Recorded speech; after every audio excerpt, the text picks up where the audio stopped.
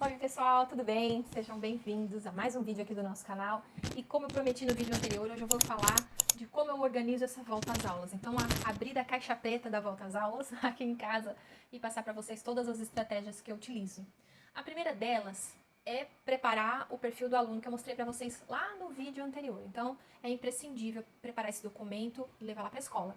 Segunda coisa que eu sempre faço é que mais ou menos 3 semanas antes, eu já começo a falar da volta às aulas, eu já mostro a história social. No caso desse ano, a gente não vai mudar de escola no João Pedro, mas a Maria Alice já tem dificuldade com rotina. Eu faço uma história social para ela também e já vou demonstrando aí todos os passos dessa volta às aulas, porque ela vai mudar de escola.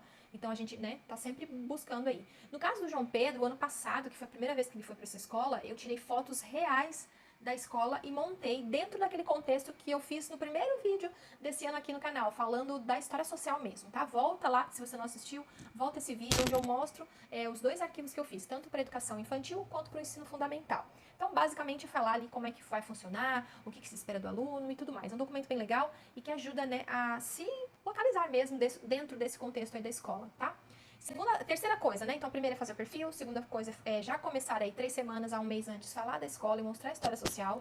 Depois, eu preparo a rotina visual e a rotina da casa. Então, se a sua criança já vai funcionando bem sem rotina visual, eu apenas voltaria com a rotina familiar. Então, horário de dormir, que a gente estava dormindo um pouquinho mais tarde durante as férias, a gente já retornou para o nosso horário de dormir normal, o horário de acordar também, manter os horários de refeições, principalmente aquele horário de se arrumarem para ir para a escola e almoçar, que no caso eles estudam à tarde. Então, já entrar nessa rotina, até para o nosso reloginho, biológico, já começar a voltar para o ritmo. Então, isso eu faço, é imprescindível, mas eu não começo muito antes nesse caso, não. Eu começo 2 semanas antes, tá? Então, 2 semanas a gente já está, a gente vai começar as aulas na segunda-feira aqui, então a gente já está nesse ritmo de preparação aí da nossa rotina, tá? Próximo item dessa lista seria... O próximo item dessa lista seria organizar os materiais. Então eu coloco eles para organizarem tudo, para separar o caderno, para contar caderno, né? No caso da Alice que é menor, escrever o nome na etiqueta, algumas eu ajudo, mas eu deixo eles prepararem todo esse processo de organizar os materiais. Eu não saí para comprar material com eles, tá? Mas quando eu chego em casa, todos esses materiais eles que organizam. Ano passado, como foi o primeiro ano do João no ensino fundamental, as etiquetas, todas elas tinham a foto dele e o nomezinho dele em caixa alta. Para ele se localizar, para ele se ambientar, tipo, a professora pedir um material, ele conseguir pegar rápido, para que ele conseguisse mesmo se localizar dentro desse contexto aí da escola.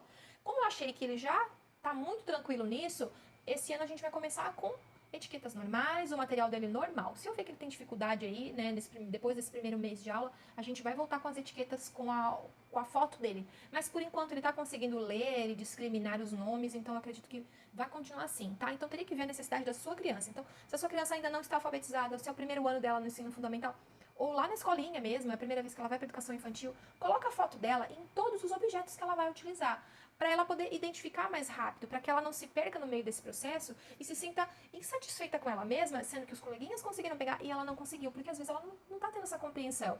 Então faça etiquetas com fotos mesmo, que ela vai conseguir achar, e aí a possibilidade dela ser independente em pequenas atitudes é muito maior, e isso acaba sendo muito reforçador no ambiente escolar para a criança. Ela se sente muito mais produtiva, muito mais pertencente e muito mais ativa mesmo em todo esse processo, tá?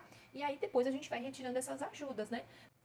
Então a gente já falou de história social, a gente já falou de rotina, ou visual, ou de horários mesmo, de colocar aí, né, em ordem a casa, nesse ritmo de escola. A gente já falou de material, de identificação de material quando necessário. A gente já falou de perfil de aluno, de apresentação ali do aluno, com as características, o que gosta e o que não gosta.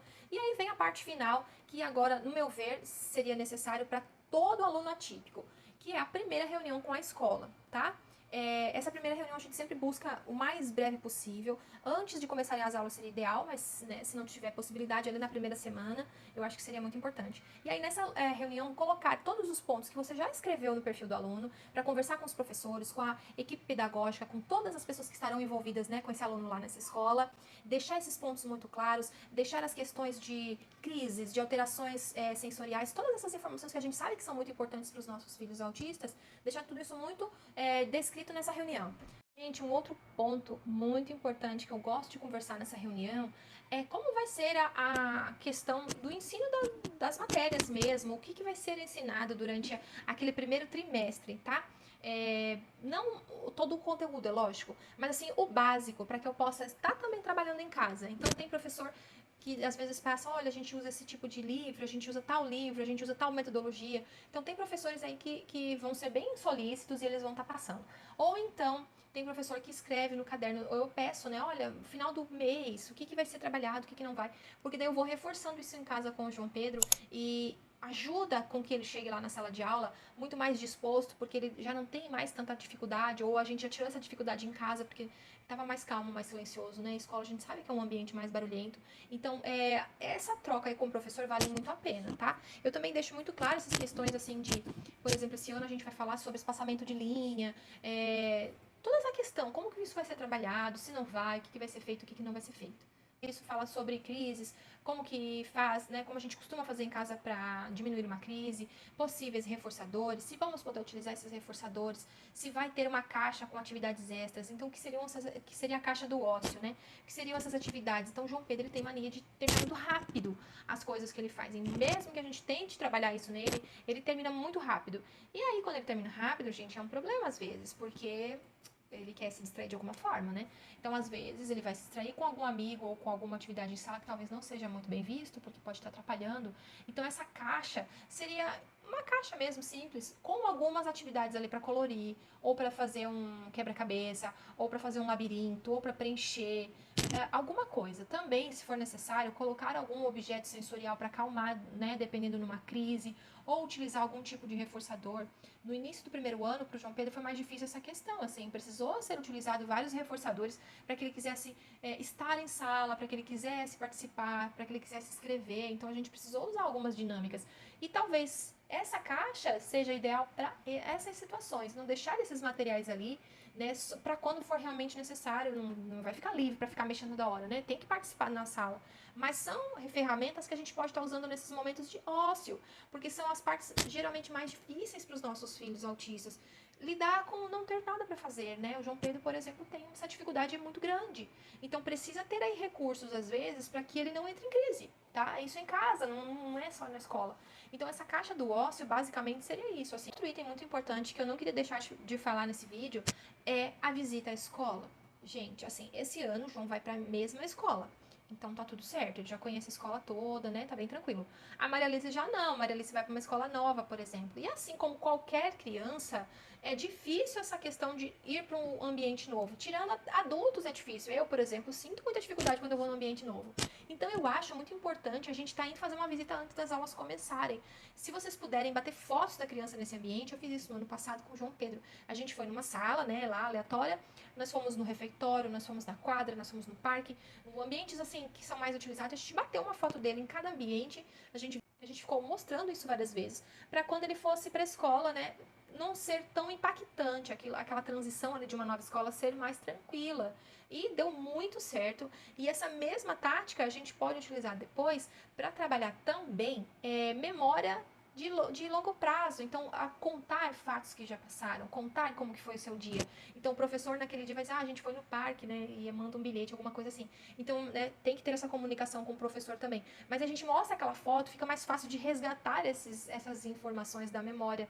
Então, eu gosto bastante de trabalhar com fotos, com imagens ali reais, porque fica bem legal, assim, a criança consegue visualizar melhor e consegue processar aquilo de uma forma muito melhor, tá? Então, se vocês puderem marcar uma reunião, não uma reunião, marcar uma visita antes para conhecer a escola, coisa rápida, mas mostra para a escola, explica que é muito importante para ajudar nesse momento aí de transição, ou de uma escola nova, ou de adaptação de uma escola.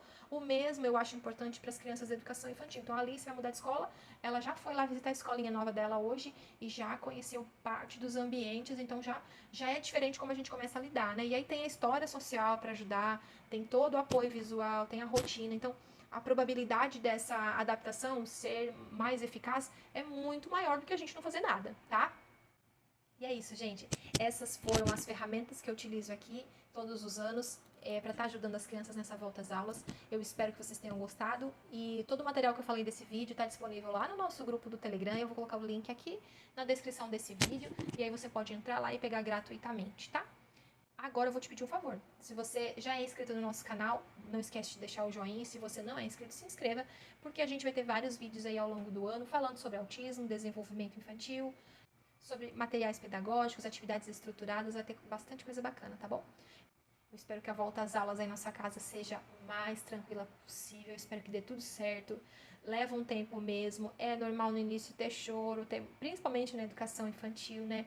É muito normal. Mas se a gente conversar, deixar sempre essa relação estreita com a escola, tentar trabalhar o mais próximos possíveis, trazer aí a questão também dos terapeutas quando o seu filho tiver também para aproximar da escola, a possibilidade de dar tudo certo é muito maior do que se a gente não faz nada, tá? Um beijo grande e até o próximo vídeo. Tchau, tchau.